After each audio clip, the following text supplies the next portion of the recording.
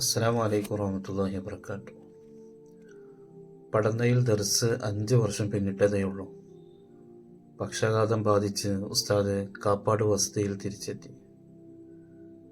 മരണാസന്നനായപ്പോൾ ചുറ്റും കൂടി കലിമ ചൊല്ലിക്കൊടുത്തവരോട് ശാന്തരാകാൻ ആംഗ്യം കാണിച്ചു. കലിമ ചൊല്ലേണ്ടതിൻ്റെ യഥാർത്ഥ രൂപം ഹ്രസ്വമായി വിശദീകരിച്ചു. തുടർന്ന് കിബിലയിലേക്ക് കിടത്താൻ ആവശ്യപ്പെട്ടു.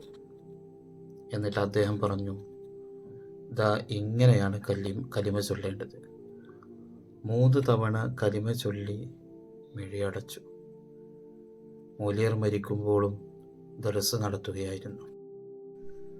ഞാൻ വായിച്ചു കേൾപ്പിച്ചത് മഹാനായ OK ഉസ്താദിൻ്റെ സ്മരണികയിൽ നിന്നാണ്.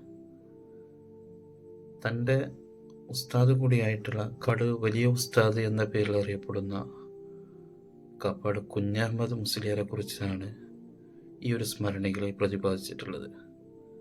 തൻ്റെ മരണം മുൻകൂട്ടി കാണുകയും അവസാന കർമ്മങ്ങൾ എങ്ങനെയാണ് ചെയ്യേണ്ടത് എന്ന് ശിഷ്യന്മാർക്കും ഖാദിമീങ്ങൾക്കും പഠിപ്പിച്ചു കൊടുത്തുകൊണ്ടാണ് മഹാനവറുകൾ ഈ ലോകത്തോട് വിട പറഞ്ഞു പോകുന്നത്.